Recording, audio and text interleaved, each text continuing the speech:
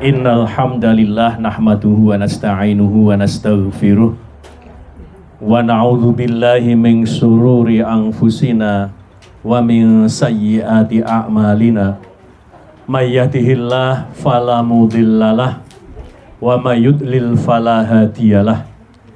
Asyhadu an la ilaha illallah wahdahu la syarikalah wa asyhadu anna Muhammadan abduhu wa rasuluh. Allahumma sholli wa sallim wa barik ala nabiyyina Muhammad wa ala alihi wa ashabihi ajma'in, amma ba'du. Hadirin rahimakumullah, ibu-ibu Aisyah cabang Karangpilang yang dirahmati Allah, marilah pada siang menjelang sore ini kita tidak lupa untuk bersyukur kepada Allah Subhanahu wa Ta'ala, karena hanya dengan karunia Allah semata yang berupa hidayah dan taufiknya pada sore ini, pada kesempatan ini kita dipertemukan oleh Allah dalam majelis yang insya Allah barokah ini. Tidak lain adalah majelis ilmu. Jamaah sekalian, ibu-ibu yang kami hormati, untuk kajian pada sore ini kita adalah fokus membahas tata cara sholat sesuai himpunan putusan tarjih. Jadi nanti kita tidak membahas pedoman-pedoman yang lain, kita hanya fokus pada putusan himpunan tarjih sebagai manhaj kita, yaitu pedoman bagi warga Muhammadiyah. Bapak Ibu yang kami hormati, sholat itu sudah jelas ya bahwa hukumnya adalah wajib. Dalilnya adalah surat An-Nur ayat 56. Bentuknya adalah fi'il amr, perintah. Wa aqimus sholata wa atuz zakata wa ati'ur rasula la'allakum turhamun. Bentuknya adalah perintah, wa aqimus sholah wa atuz zakah wa ati'ur rasul. Jadi perintah, dirikanlah olehmu semua sholat. Kemudian yang dalam surat Al-Isra ayat 76 juga bentuknya adalah fi'il amr. Aqimis sholata liduluqis samsi ila ghasaqil lail wa qur'anal fajr. Inna qur'anal fajri kana mashuda. Ini adalah dasar hukum wajibnya sholat, yaitu fi'il amr, bentuknya adalah kata perintah, hukumnya adalah wajib. Coba kita teliti untuk lafadznya tadi, ibu-ibu sekalian. Perintahnya sholat tadi itu apa? Aqimis sholah wa aqimu, dirikanlah olehmu semua sholat. Aqimis sholah, dirikanlah sholat. Dalam perintah tidak ada kerjakan sholat. Dalam perintah tidak ada tunaikan sholat. Yang tunaikan itu zakat, wa atuz zakah. Tidak ada wa atuz sholah. Nah ini mari kita fahami secara filosofinya, ibu-ibu, bahwa perintahnya sholat itu adalah mendirikan, bukan mengerjakan, bukan menunaikan, akan tetapi mendirikan. Filosofinya mendirikan itu apa, ibu-ibu sekalian? Kalau kita ini mendirikan rumah, artinya apa? Membangun rumah. Mendirikan rumah itu artinya adalah membangun rumah. Mendirikan sholat berarti secara filosofis kita ini selalu disuruh membangun sholat. Nah sekarang kita koreksi sholat kita. Apakah sholat kita ini mulai SD, SMP, SMA, kuliah, S1, S2, sholatnya pancet? Apal di luar kepala? Di luar kepala loh ya, bukan di dalam kepala ya. Tidak masuk dalam hati. Apal di luar kepala. Selesai. Targetnya sholat adalah segera selesai. Apa-apa masih begitu? SD nggak tahu artinya yang dibaca. SMP tamat tetap aja apal tok. SMA tamat tetap saja hafal saja. Sehingga apa yang diucapkan tidak dimengerti. Kira-kira membangun kekhusyuan bisa apa tidak? Bangun kekhusyuan itu diantaranya adalah mengerti apa yang diucapkan. Misalnya mengucapkan ihdinas siratal mustaqim. Dalam hatinya apa? Ya Allah tunjuki aku jalan yang benar. Ya Allah tunjuki aku jalan yang lurus. Dalam hatinya begitu. Rabbighfirli atau Allahumma gfirli warhamni wajburni wahdini warzuqni. Yang 5. Ya Allah ampuni aku. Dalam hatinya begitu ketika mengucapkan Rabbighfirli. Kita mengucapkan warhamni. Maka ada apa space waktu. Bukan duduk sujud lagi, bukan begitu. Ya, kan mesti Rabbighfirli warhamni wajburni wahdini warzuqni. Ada yang 7 ya. Rabbighfirli warhamni wajburni warfa'ni warzuqni wahdini wa'afini. Sing 8 hadis dhaif saja enggak ada. Ya. Wa'fu'an hadis yang dhaif saja lo enggak ada. Itu. Nah, mari kita kaji Bapak Ibu supaya kita nanti sholatnya itu terbangun. Bagaimana mulai takbir ila taslim? Bagaimana sholat itu mulai takbir sampai salam itu dengan cara yang benar. Dan kita fokus pada pedoman kita yaitu himpunan putusan tarjih.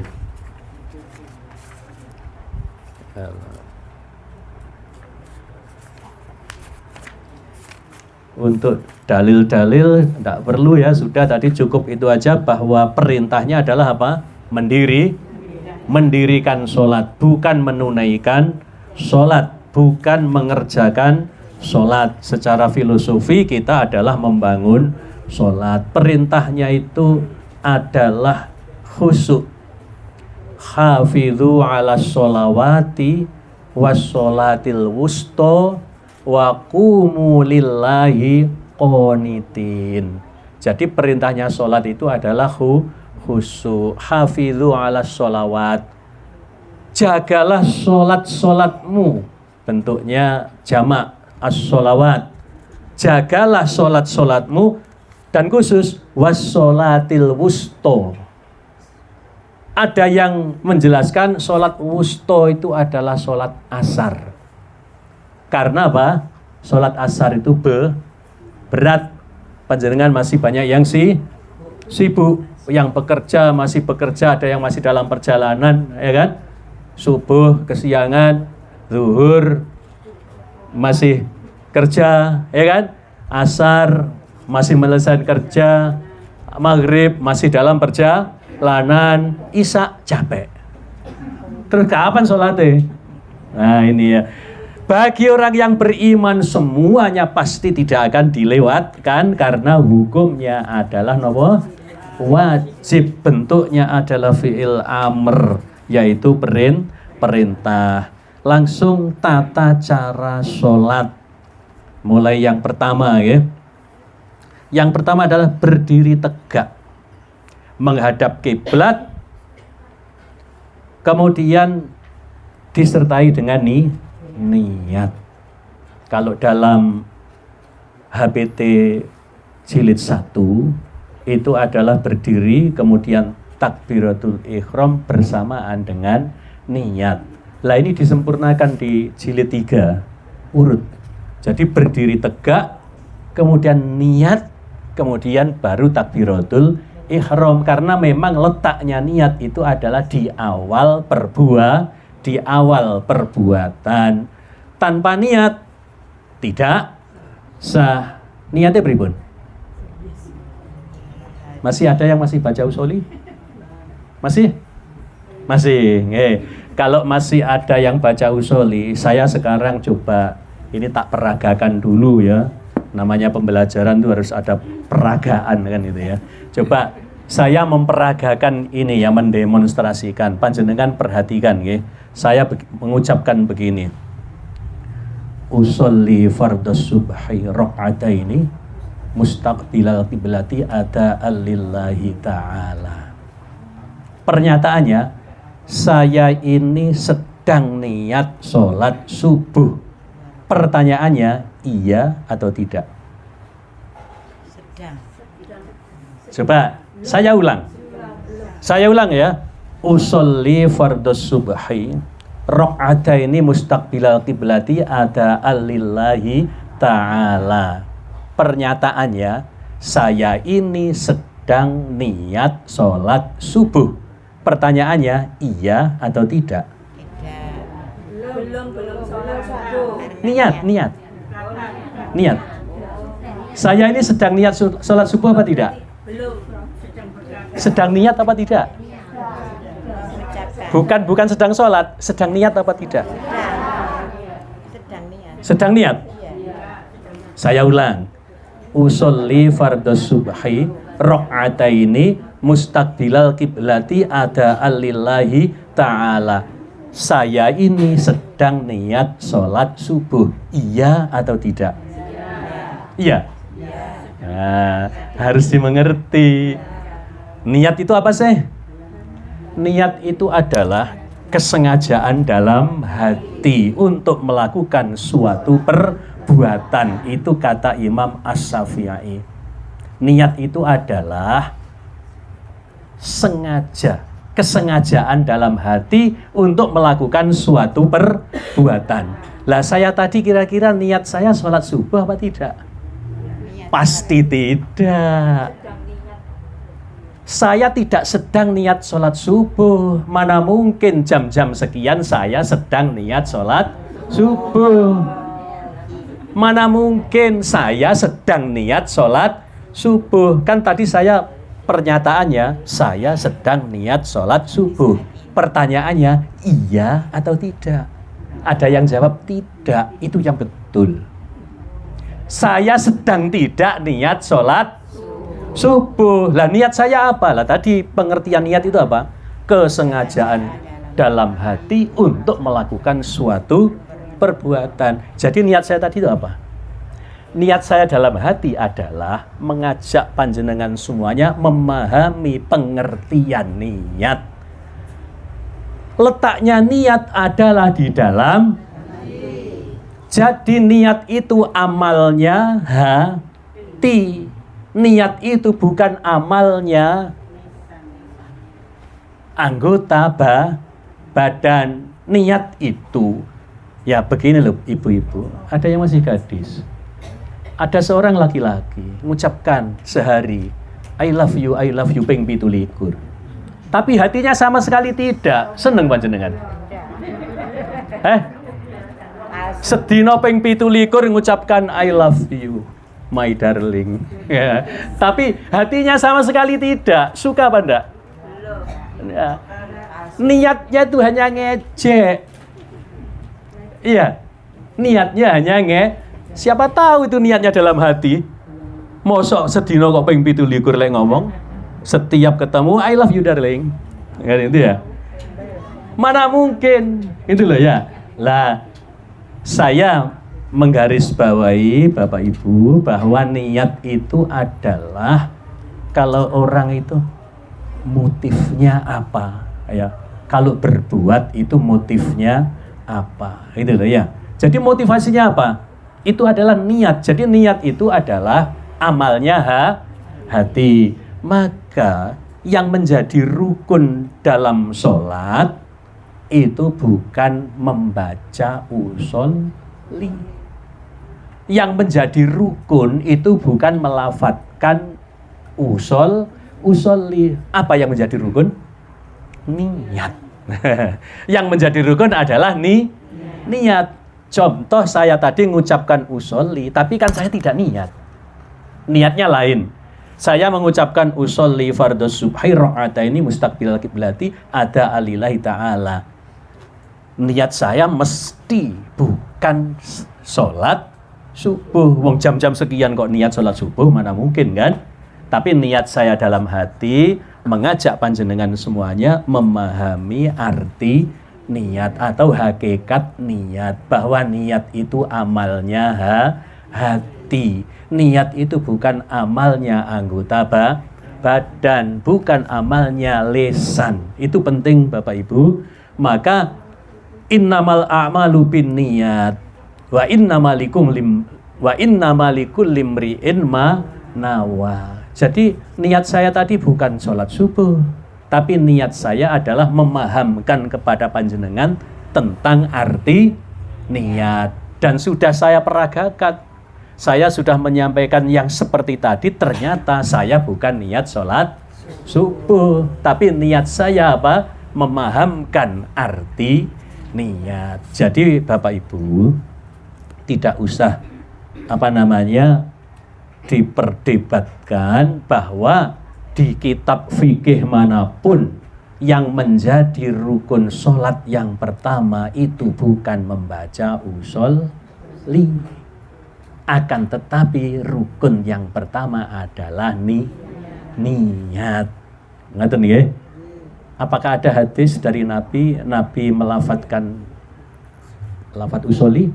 Tidak ada.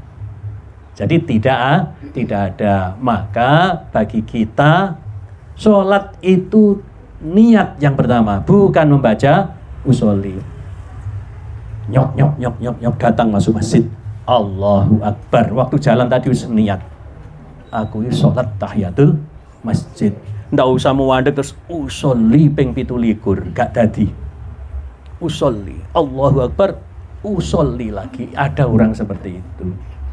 Jadi datang ke masjid moro-moro Allahu Akbar. Loh, kok moro-moro takbir ku kapan niate ya? Waktu melaku mang wis niat, aku sholat tahiyatul masjid, langsung Allahu Akbar, enggak usah baca usolli. Jadi yang menjadi rukun bukan membaca usolli, tapi yang menjadi rukun adalah niat. Ngerti ya? Ini kemudian berdiri ini adalah wajib bagi yang mampu. Ya tadi itu hafidzu 'alas sholawati was sholatil wusta wa qumu lillahi qanitin. Jagalah salat-salatmu dan jagalah salat asar. Wa qumu lillah, dan berdirilah karena Allah. Qanitin artinya apa? Pakai tak ya, qanitin. Bukan qanitin. Qanitin tadi itu nggih. Qanitin itu artinya apa? Khusyuk. Jadi perintahnya sholat itu adalah berdiri kemudian menghadap kiblat, pandangannya adalah ke tempat sujud. Jadi awalnya dulu Rasulullah itu kalau sholat pandangannya ke langit dulu. Kemudian ditegur oleh Allah, hafidzu 'alas sholawati was sholatil wusta wa qumu lillahi qanitin. Khusyuk itu memandang apa? Wajah itu ke arah tempat sujud. Kalau pandangan ke atas, pandangan ke tempat sujud, pemahamannya melek nopo merem? Melek, nggih. Berarti salat niku mboten salat niku mboten merem, tapi salat niku melek. Lawang pandangan ke arah tempat sujud kok merem. Lek merem lah gak mandang. Nggih kan? Ini pemahaman bahasa. Nggih. Jadi salat itu tidak merem. Ada orang yang membangun kekhusyuan itu dengan merem. Mboten, nggih. Jadi membangun kekhusyuan diantaranya apa tadi? Yang pertama, ngerti apa yang diucapkan. Lek gak ngerti yang diucapkan, burung berkicau, ada artinya? Nggak ada kan? Nah, sebisa mungkin, memang inilah orang Islam itu harus berilmu itu di situ. Jadi kalau masa ilmu itu tidak berkembang, coba ilmu dunia panjenengan terus berkembang, inovatif, kreatif dan seterusnya ya. Mosok ilmu ning akhirat itu ndak ada perkembangan. Mulai SD podo. Waktu SD gak roh artine, ditambah 3 tahun ning SMP gak roh artine maneh. Lho kapan belajare? Khusus untuk sholat itu loh ya. Makanya diusahakan ngerti artinya sehingga menjadi khusyuk kalau tahu arti. Coba mengucap ihdinas siratal mustaqim, amin, selesai. Gak ono dalam rohnya itu. Ya kan nggak ada. Tapi kalau ihdinas siratal mustaqim dalam hatinya itu langsung, ya Allah, berilah aku petunjuk jalan yang lurus. Rabbik firli, ya Allah ampuni aku, warhamni, rahmatilah aku. Lah ngaten nggih. Wahdini, tunjukilah aku. Warzuqni, beri aku rezeki. Wajburni belum tadi ya. Wajburni, tutupilah aibku. Tutupilah kekuranganku. Kekurangan rezeki nggih.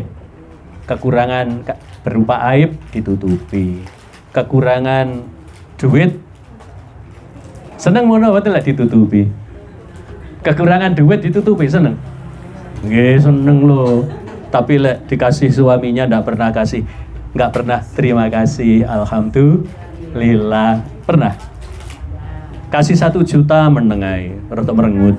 Kasih 2 juta ya tambani ae. Kasih 5 juta ya wis. Kasih 10 juta rotok mesem titik. Diterima kasih ya. Padahal tidaklah bersyukur kepada Allah orang yang tidak berterima kasih kepada sesama. Mestinya terima kasih. Lah sing dikai sing lanang ya terima kasih juga kan begitu ya. Habis dikasih menengai kan itu ya. Terima kasih. Ini tentang berdiri ya. Kemudian takbiratul ihram. Takbiratul ihram di mana ini hadisnya ya? Mengarahkan pandangan ke tempat sujud. Perlu dalil no mboten ini. Satu saja nggih, dalilnya banyak ini masalahnya ya. Tapi supaya apa? Paling tidak tarjih ini kita mengerti ya. Paling tidak meskipun tidak semuanya. Ya nanti termasuk Bapak Ibu tentang i'tidal itu bacaannya apa kan gitu ya. Kemudian setelah i'tidal tangan kemana? Ngikuti tarjih. Ngikuti tarjih. Jadi ketika takbiratul ihram itu ada 2 tempat yang ditarjih. Artinya apa? Sama-sama sahih. Ketika takbiratul ihram, ketika i'tidal, ketika bangun dari ruku' ya i'tidal ya. Ketika bangun dari rakaat kedua mau rakaat ketiga itu sama juga ya begini. Allahu Akbar sejajar dengan bau. Yang kedua, ibu jari sejajar dengan daun telinga dan sejajar dengan bau tangannya. Ini ada satu hadis yang satu rangkaian. Hadisnya memang ada yang serangkaian, sejajar tangan sejajar dengan bau, kemudian ibu jari sejajar dengan daun telinga. Berarti kalau panjenengan ada yang sholatnya begini, sahih. Ada yang sholatnya begini, sahih. Kemudian sami'allahu liman hamidah juga, sami'allahu liman hamidah, sahih. Sami'allahu liman hamidah juga, sahih. Bacaane wonten 5. Setunggal, Rabbana lakal hamdu. Setunggal. 2, Rabbana walakal hamdu. 2. Ketiga, Allahumma Rabbana lakal hamdu. Keempat, Allahumma Rabbana walakal hamdu. Kelima, hamdan katsiran thayyiban mubarakan fih. Jadi setelah Rabbana lakal hamdu, hamdan katsiran thayyiban mubarakan fih. Jadi bacaan i'tidal saja ada 5 macam. Nah, supaya tahu Bapak Ibu bahwa ibadah itu ada yang sifatnya tanawu. Tanawu niku napa? Ya anwa, naun itu macam, anwa macam. Tanawu sifatnya bermacam-macam. Jadi tanawu itu sifatnya adalah variasi. Maka setelah takbiratul ihram itu kan kemudian bacaan apa? Iftitah. Lah yang ditarjih itu juga tanawu. Ya, bacaan yang pertama adalah Allahumma ba'id baini dan seterusnya, mesti panjenengan apal. Yang kedua, saya tidak yakin kalau panjenengan apal, yaitu apa? Wajjahtu wajhiya lilladzi fataras samawati wal ardo hanifam muslimau wa ma ana minal musyrikin. Inna sholati wa nusuki wa mahyaya wa mamati lillahi rabbil alamin la syarika lahu wa bidzalika umirtu wa ana minal muslimin. Itu ada hadisnya, tidak selesai di situ. Hadisnya panjang. Ya, saya nggak yakin kalau hafal. Mungkin hafalnya sampai wa ana minal muslimin. Kalau ditarjih tidak diputus. Jadi dalam hadis itu utuh mulai wajah itu sampai habisnya hadis.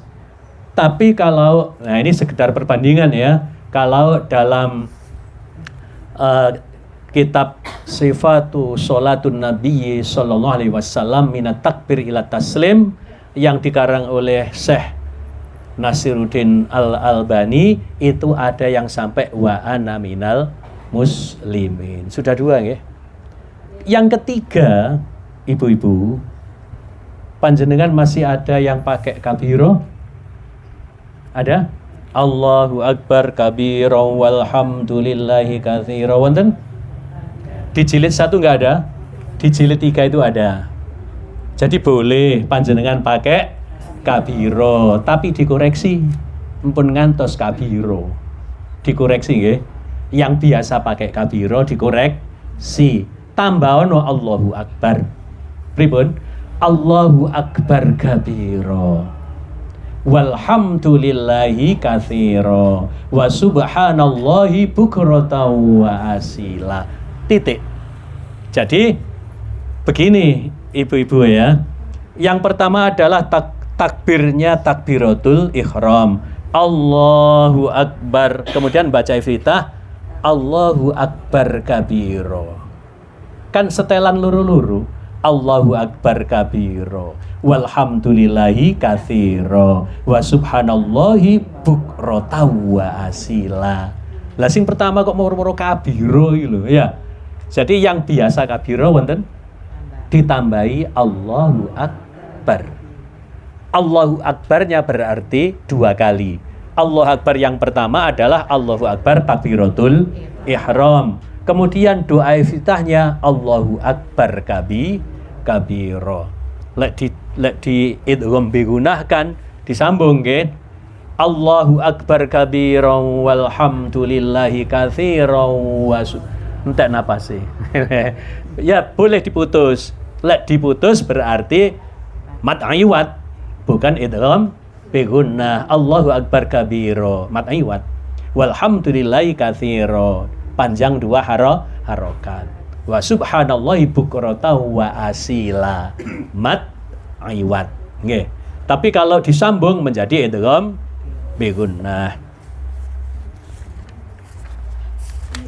Kemudian melaksanakan takbiratul ihram dengan mengucapkan Allahu Akbar. Ya, ini dalilnya saya baca yang ini ya.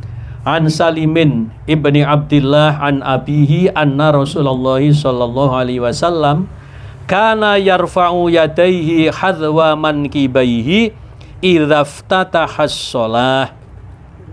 Nabi ya, dari Salim bin Abdullah ya, dari abinya, dari bapaknya, sesungguhnya Rasulullah sallallahu alaihi wasallam kana yarfa'u yadayhi adalah meninggikan, mengangkat yadaihi kedua tangannya hadwa mankibaihi sejurus dengan kedua baunya, sejurus dengan kedua baunya. Idzaftataha shalah apabila memulai salat. Kemudian yang kedua Imam Bukhari ini dari Umar Ibnul Khattab radhiyallahu an. Ra'aitun nabiyya sallallahu alaihi wasallam iftatahat takbira fis sholati farafa'a yadaihi khina yukabbiru hatta yaj'alahuma hadwa mankibaihi. Sama. Ketika takbir membuka sholat namanya takbiratul ihram. Apa sih takbiratul ihram itu? Ihram itu apa? Haram kan ya? Takbir yang mengharamkan. Lek wis takbir wis haram. Nopo-nopo nggih. Minum haram. Padahal minumannya ya halal nggih. Makan haram. Kan wis takbiratul ihram. Nanti yang menghalalkan adalah salam. Itu tahallul nggih. Sama kalau panjenengan haji sama umroh. Ya kalau sudah selesai kalau umroh sudah selesai sa'i, kemudian tahallul, selesai sa'i. Ketika haji ya sama, ya. Ketika sudah lengkap lempar jumrohnya, selesai tahallul. Lah sholat juga demikian. Lek wis salam berarti tahallul boleh, kan itu ya. Itulah yang menghalalkan adalah salam. Dari hadis Umar Ibnul Khattab ini juga kedua tangannya adalah hadwa mankibaihi, sejajar dengan kedua baunya ketika takbiratul ihram. Kemudian dalam hadis yang diriwayatkan oleh Imam Muslim juga dari Ibnu Umar diriwayatkan bahwa dia berkata, Ibnu Umar, kana Rasulullah sallallahu alaihi wasallam idza qoma lis-sholati, adalah Rasulullah sallallahu alaihi wasallam idza qoma lis-sholah, apabila berdiri untuk sholat, rafa'a yadaihi, mengangkat kedua tangannya, hatta takuna hadwa mankibaihi, sehingga kedua tangannya itu sejurus sejajar dengan kedua baunya. Thumma kabbaro, kemudian takbir. Fa idza arada ayyarka'a fa'ala mithla dzalik, apabila mau rukuk diangkat lagi seperti itu, yaitu sejurus atau sejajar dengan bau. Wa idza rafa'a minar ruku', juga ketika bangun dari ruku', fa'ala mithla dzalik, mengerjakan seperti itu juga. Wala yaf'aluhu hina yarfa'u ra'sahu minas sujud, dan tidak mengamalkan seperti itu ketika mau sujud. Jadi begini prakteknya. Allahu Akbar, mau ruku' angkat lagi, Allahu Akbar. Bangun dari ruku' i'tidal, sami'allahu liman hamidah. Mau sujud, langsung sujud, tidak mengangkat tangan. Dalam tarjih nanti, ibu-ibu, dalam tarjih yang dikuatkan, kalau sujud itu didulukan lututnya, bukan didulukan tangannya. Tapi nyuwun sewu, ingkang sampun sepuh, ada urusan lutut, karena menopang lututnya wis tangane disai, sah sholatnya. Nggih, sah sholatnya. Akan tetapi pemahaman hadis, kalau orang normal itu duluan lututnya, karena nanti ada hadisnya ya, dalam hadisnya itu jangan seperti turunnya unta. Jadi sebetulnya kita ini tidak boleh meniru menyerupai binatang. Dalam duduk itu begini, tangannya dua di sini, tidak boleh. Tangannya satu di gini. Terus ini tidak boleh juga, merangkul kedua ini, karena ada ini ya. Sebetulnya dua lutut itu begini kan, tidak boleh juga ya. Lah, maka ketika sujud, Bapak Ibu, dalam hadisnya itu jangan menyerupai unta yang jerum, kan itu ya, menderum. Bahasanya itu jerum ya. ternyata kalau lututnya unta itu kan yang depan ya lutut ya. Panjenengan pernah ke kebun binatang? Berapa lututnya unta yang kaki belakang? Lututnya dua. Lututnya dua. Ada satunya di belakang, yang banyak kapalnya itu yang lutut depan. Ya. Lah ketika nderum, ternyata unta itu mendulukan bagian depan. Lah maka kita dalam sholat jangan mendahulukan bagian depan, maka lututnya didulukan. Nah, tapi ini ya, hadis itu dipahami oleh Syekh Nasiruddin Al-Albani ya. Dari Albani apakah Al-Albani, al-nya 2 kali. Syekh Nasiruddin Al-Albani. Dari Albania ya, tetap diberi al menjadi Al-Albani kan gitu ya.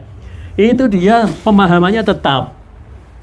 Karena unta itu lututnya itu kan yaitu mendulukan lututnya ya. Kita jangan mendulukan lututnya, maka kita mendulukan tangan. Jadi kalau Syekh Nasiruddin mesti mendulukan tangan. Tapi kalau Ibnu Qayyim Al-Jauziyah, saya punya bukunya tentang sholat mulai takbir sampai salam. Ibnu Qayyim itu mendulukan apa? Lutut. Kemudian panjenengan cari YouTube. Siapa itu? Ustadz Khalid Basalamah. Nggih. Salafi itu ada yang mendulukan tangannya. Tapi begitu kita melihat siapa tadi? Ustadz Khalid Basalamah, ketika mempraktekkan sujud, Khalid Basalamah itu mendulukan apa? Lututnya, dan dibarengi dengan videonya unta yang nderum. Ternyata unta itu kalau nderum mendulukan depan begitu. Baru kemudian yang belakang blek gini ya. Panjenengan pernah lihat enggak unta? Paling tidak kan di kebun binatang. Angen-angen ya. Kalau di Mekah, kalau di Madinah ya waktu nyembelih itu kan ya. Wah, sadis nyembelihnya ya, dengan berdiri wah gini ya. Kan nyembelih unta itu. Nah, ternyata unta itu mendahulukan bagian depan. Maka kemudian yang ditarjih ya, ini kita pedoman apa? Tarjih ya. Jadi kalau yang ditarjih itu mendahulukan lutut. Ya ini sebelum apa ya? Ada yang belum waktunya kita, karena sholat itu kan berurutan ya. Tapi enggak apa-apa Bapak Ibu ya. Nanti kalau enggak cukup waktunya masih dilanjut karena tidak bisa selesai satu pertemuan untuk hanya sholat saja. Karena perlu adanya dalil. Jadi yang dikuatkan Bapak Ibu dalam tarjih itu ketika sujud itu didulukan lututnya. Kemudian supaya segera dapat poin Bapak Ibu ya, tentang angkat tangan tadi itu ada 4 tempat ya, yang sudah saya bahas 3 tadi ya. Di mana tempat angkat tangan? Angkat tangan itu ada 4 tempat. Tadi nomor 1 apa? Ketika takbiratul ihram. Yang kedua ketika mau ruku'. Ketiga ketika bangun dari ruku' atau i'tidal. Sudah 3 kan? Nanti angkat tangan lagi. Selain yang 3 itu adalah ketika bangun dari tahiyat awal. Jadi setelah tahiyat awal mau rakaat ketiga itu seperti takbiratul ihram. Boleh sejajar dengan bau, boleh sejajar dengan daun telinga. Itu tempat mengangkat tangan. Ada 4 tempat. Ono wong lek salat itu pokoknya mari sujud setiap rakaat angkat tangan. Berarti belum ngaji. Ada yang sama sekali tidak angkat tangan, berarti juga belum ngaji. Tapi malah bener gak tangan gak apa-apa kan. Justru yang angkat tangan semuanya itu yang salah. Tapi kalau belas gak ngangkat tangan, itu malah jono bener. Iya, tapi lek ngangkat tangan semua rakaat itu malah salah. Jadi hanya 4 tempat tadi itu ya. Ketika takbiratul ihram, ketika mau ruku', ketika iktidal, dan ketika bangun dari tahiyat awal. Itu angkat tangan seperti takbiratul ihram. Itu ya. Kemudian bersedekap ketika apa? Ketika takbiratul ihram, bersedekap. Bersedekapnya itu adalah meletakkan tangan kanan di atas tangan kiri. Dalam hadis itu di atas punggung tangan kiri, kemudian diletakkan di dada. Di dada itu macam-macam Bapak Ibu ya. Dada itu mana sih batasannya? Pokoknya atasnya pusar itu adalah dada. Wis ngene ae. Kalau jadi orang perempuan rada repot lah ning kene ngono ya. Apa ngene aku? Dada. Karena orang perempuan tak nunjuk dadanya, itu orang perempuan hati-hati kan. Ini loh dadaku. Lah orang perempuan ini dadaku, salah. Nah, ada yang di antara pusat dan dada. Ada yang di bawah pusat. Panjenengan di YouTube lihat imam-imam Masjidil Haram, Masjid Nabawi, kalau nempatkan tangan itu malah di bawah pusat. Allahu Akbar. Saya sudah panjenengan lihat ya. Di bawah pusat. Iya. Nah, memang Bapak Ibu, kalau Imam Hanafi itu malah tidak bersedekap. Jadi mazhab Imam Hanafi. Nanti ada kita ini termasuk ngikut yang jumhur atau ngikut yang mana begitu ya. Tentang kaifiyat sholat. Untuk bacaan Al-Fatihah ternyata Bapak Ibu, kalau ditarjih itu makmum tetap membaca. Itu adalah tarjih menguatkan yang jumhur. Hanya mazhab Imam Hanafi yang makmum itu ketika imamnya sudah baca jahar, makmum tidak baca. Ya, itu saya baca di Sifatus Sholatun Nabi Sallallahu Alaihi Wasallam minat takbir ilat taslim, karangan Syekh Nasiruddin Al-Albani. Kenapa? Karena ada lafadz umum Fa'idha quri'al Qur'anu fastami'u lahu wa angsitu la'allakum turhamun. Jadi kalau dibacakan Quran itu perhatikan dan dengarkan. Bukan kamu juga membaca. Itu pemahamannya umum. Pemahaman umum bahwa kalau dibacakan Al-Quran fastami'u lahu wa angsitu, dengarkan dan perhatikan supaya kamu mendapatkan rahmat. Maka mazhab Imam Hanafi itu juga memahami kapanpun Al-Quran dibaca, baik di luar sholat maupun di dalam sholat. Jadi kalau imamnya membaca jahar, sholat maghrib, sholat isya, sholat subuh, berarti makmumnya menengtok, tidak membaca.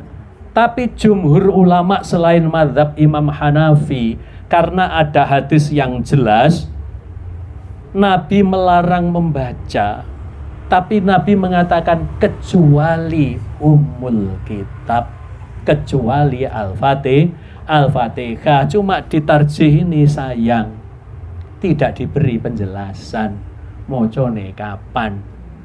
Ya, selama ini saya ngikuti mazhab Hanafi selama saya belum mendalami tarjih. Ya, saya mengikuti mazhab Hanafi. Kalau sudah dibacakan Al-Quran oleh imam, itu otomatis juga menjadi bacaannya makmum. Jadi mendengarkan dan memperhatikan itu sudah sebagai bacaannya. Tapi yang dikuatkan dalam tarjih itu adalah tetap membaca. Cuma sayang dalam tarjih tidak diberi penjelasan kapan bacanya. Maka sebaiknya ketika imam itu membaca, itu langsung di belakangnya saja. A'udzubillah itu dibaca ya. Dalilnya apa? fa idza qara'tal Qur'an fasta'idz billah. Jadi setelah baca iftitah napa wau? Allahumma ba'id baini atau wajjahtu wajhiya, atau yang ketiga Allahu Akbar kabiro, habis itu baca Al-Fatihah. Ketika sebelum baca Al-Fatihah sesuai perintah Quran, fa idza qara'tal Qur'an fasta'idz billah. Pakai isti'adzah dulu. A'udzubillahi minasyaitonir rajim atau a'udzubillahi samiil alimi minasyaitonir rajim. Jadi bentuk-bentuknya isti'adzah itu juga bermacam-macam. Setelah itu bacalah bismillah. Setelah itu bacalah Al-Fatihah. Nah, kalau melihat tarjih, Al-Fatihah itu mulai alhamdulillah. Nyatanya apa? Setelah baca isti'adzah, baca basmalah. Setelah baca basmalah, baca Al-Fatihah. Nah, maka kemudian baca basmalahnya ada yang sir, ada yang jahr. Nah, ini termasuk tanawwu. Di tarjih ini dikuatkan membaca Al-Fatihah itu melalui jalur Aisyah. Juga demikian jalur Ummu Salamah. Itu Nabi ketika sholat itu membaca ayatan. Membacanya itu adalah satu ayat. Beliau membaca Alhamdulillahirabbil alamin. Berarti yang kelihatan jahar mulai apa? Alhamdulillah. Yang dijaharkan mulai alhamdulillah. A'udzubillah dan bismillahnya sir. Sir itu apa? Lirih. Sir itu rahasia. Rahasia itu lirih. Biyen ono arek pacaran itu sir-siran ya. Sir-siran itu berarti rahasia-rahasiaan. Ngoten nggih. Ya itu bahasa Arab itu sir-siran itu nggih. Sir-siran itu bahasa ya sembunyi-sembunyi kan orang pacaran itu ya. Nanti sing pengalaman pacaran. Nah.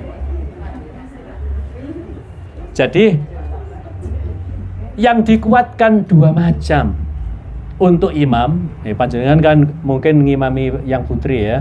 Itu ternyata yang dikuatkan dalam tarjih dua-duanya.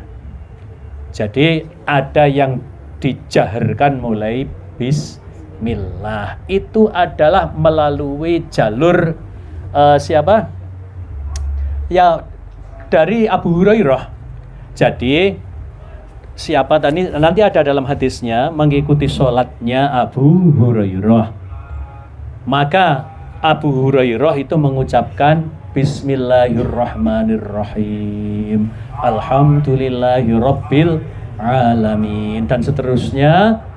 Selesai salam, Abu Hurairah itu menghadap kepada jamaah mengatakan, demi yang jiwaku ada di tangannya.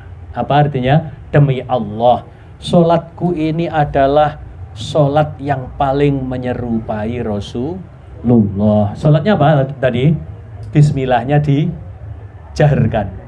Maka yang ditarjih dua-duanya sahih, dua-duanya kuat. Maka saya sudah menyampaikan kepada jamaah-jamaah di masjid-masjid Muhammadiyah, kalau ada imam bacaannya yang jahar mulai bismillah, jangan terlalu sensitif.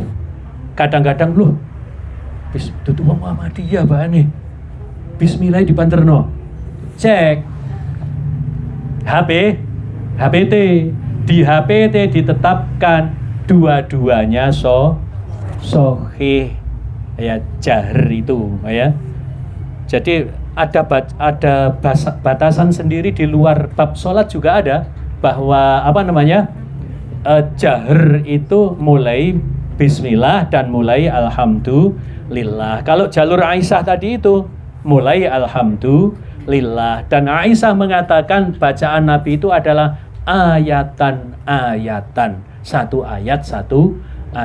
Jadi tidak sebaiknya kalau membaca Bismillahirrahmanirrahim, Alhamdulillahirabbil alamin, Arrahmanirrahim, Maliki yaumiddin, iyyaka na'budu wa iyyaka nasta'in, ihdinas siratal mustaqim, siratal ladzina an'amta 'alaihim, dan seterusnya. Itu tidak sebaiknya. Jadi sebaiknya apa? ayatan karena Nabi bacanya adalah satu ayat. Ini kita sampai bersedekap tempatnya di dada ya. Bersedekap tempatnya di dada. Kemudian setelah itu membaca iftitah Allahumma ba'id baini, kemudian wajjahtu, kemudian Allahu Akbar kabiro. Yang wajjahtu itu panjang Bapak Ibu ya. Yang wajjahtu itu panjang. Ada yang supaya yakin yang kabiro ya. Atau membaca Allahu Akbar kabiro dan seterusnya sebagaimana berikut ya.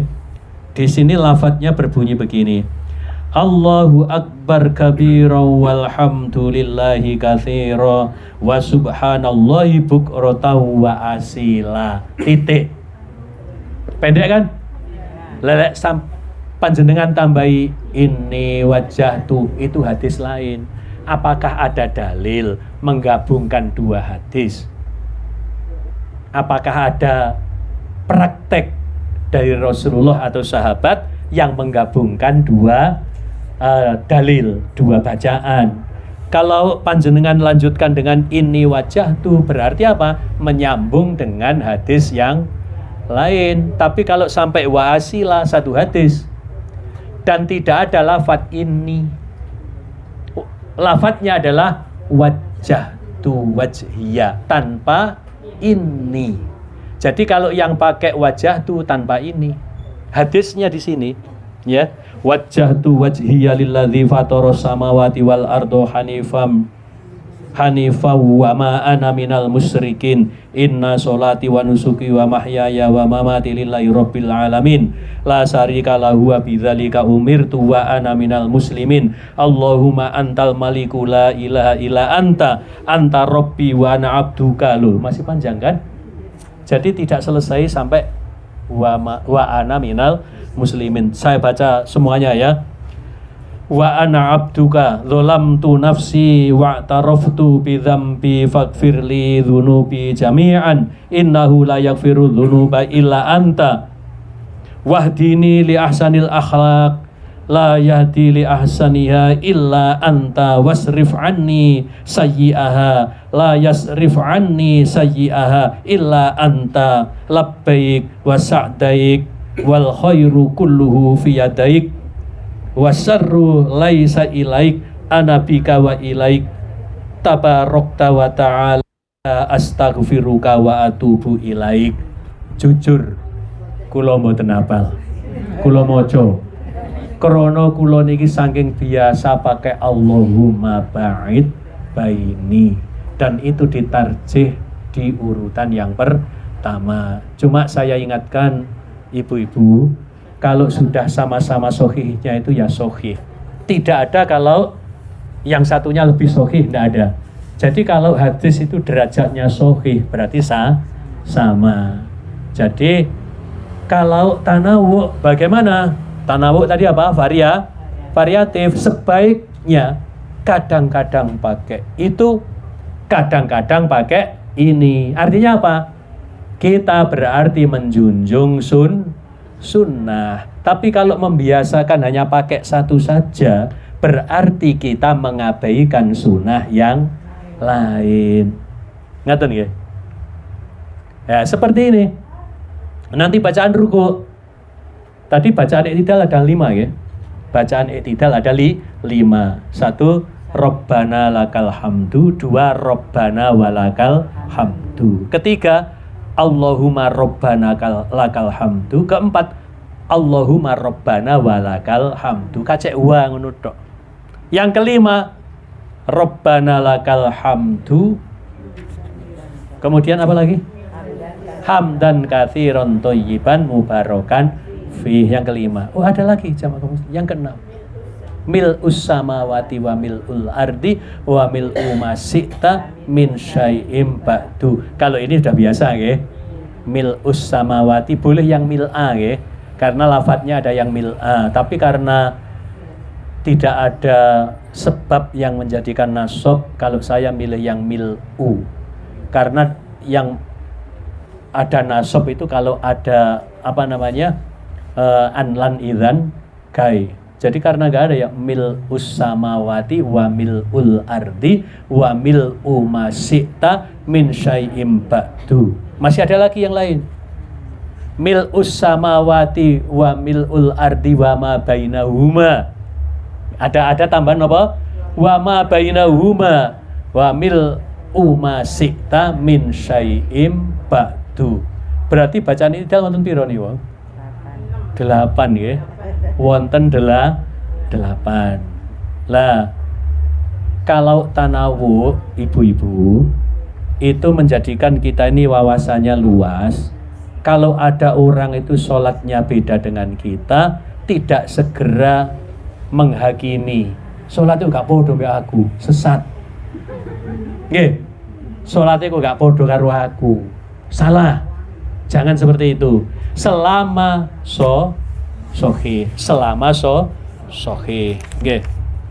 Itu bacaan-bacaan yang ini ya. Kemudian nanti Bapak Ibu ya, ini tidak saya urut semuanya ya, saya colong-colong ya. Untuk ditarjih nggih. Posisi tangan saat iktidal.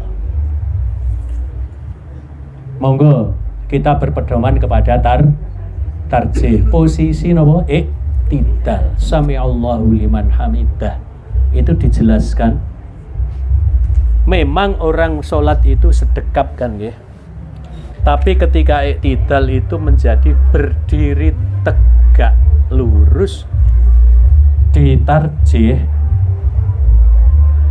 tangannya kembali lurus seperti sebelum sholat. Jadi sami'allahu liman hamidah lurus.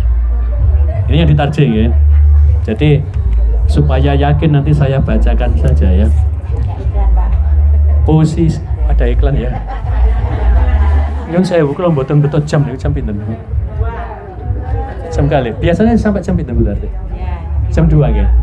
Sampai di sini mawon sudah ada iklan kan? Dilanjutkan dengan tanya jawab mawon ya. Oh. Oke. Nggih. Jadi memang ada ikhtilaf, tapi itu di memahami dari hadis ya. Coba yang saya tanda tadi ya.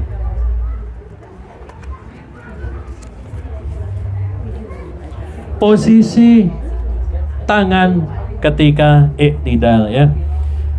An Wa'ilin ibni Hujrin qala ra'aitun nabiyya sallallahu alaihi wasallam hina kabbara rafa'a yadayhi hidha'a udhunaihi sejajar dengan tangan. Thumma hina raka'a thumma hina qala sami'allahu liman hamidah rafa'a yadayhi wa ra'aituhu mumsikan yaminahu ala simalihi fis shalah. Ini gandeng, ini gare ya. Saya melihat Rasulullah sholat ketika iktidal, beliau itu ada anginnya ya. Beliau itu mensejajarkan tangannya dengan kedua daun telinga ya. Kemudian kembali lurus, berdiri tegak. Kemudian bukan thumma. Jadi dan aku melihat Rasulullah ketika sholat itu meletakkan tangan kanannya di atas tangan kirinya, diletakkan di dada, artinya bersedekap. Lah itu kemudian dipahami lek mari iktidal berarti bersedekap. Ini yang bikin ikhtilaf. Maka kemudian ditarjih nggih. Alasannya yang bersedekap itu adalah umum, yaitu ketika sholat mulai takbiratul ihram. Saya melihat dan aku melihat ketika Rasulullah sholat itu bersedekap. Itu tidak ada kaitannya dengan i'tidal. Cuma dia menyebutkan ketika i'tidal itu sesuai dengan sejajar dengan daun telinga. Kemudian tubuhnya kembali tegak lurus titik. Lah tegak lurus ditarjih, nyun sewu nggih. Ditarjih itu dijelaskan. Kalau ini ada sarohnya dalam tarjih ya, yaitu tangannya kembali lurus. Ditarjih nggih. Lah mengke kalau panjenengan mendapatkan penjelasan yang kembali itu bersedekap, ya panjenengan hormati. Tapi panjenengan alasannya tarjih. Nggih, kalau ditarjih adalah kembali lurus. Cuma kalau ada yang menjelaskan setelah i'tidal itu kembali bersedekap, alasannya pakai hadis tadi, ya panjenengan hormati. Sebetulnya sifatnya umum bersedekap itu tidak ada kaitannya dengan i'tidal, kecuali lafadznya tsumma.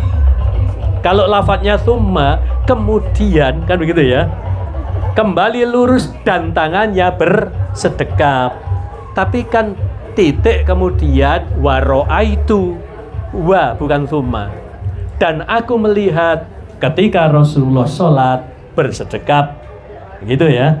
Jadi kita ngajinya tarjih itu ya sesuai kitab tarjih, himpunan tarjih, dan ini bisa dipertanggungjawabkan. Yang nyusun ini para profesor ahli tarjih nggih, ahli hadis. Mentarjih itu memilih yang paling kuat, yang dikuatkan, begitu Bapak Ibu ya. Saya kira sementara sampai di sini dulu. Sudah ada beberapa poin yang kita dapatkan. Belum loh ya nanti tentang duduk iftiros itu bagaimana, duduk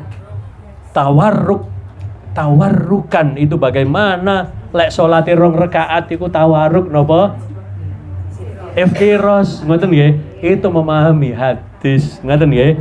Tapi sampai di sini dulu, dikembangkan yang sudah kita bahas tadi itu dengan tanya jawab. Monggo kalau ada yang bertanya untuk mendalamkan bahasan kita pada sore ini, monggo.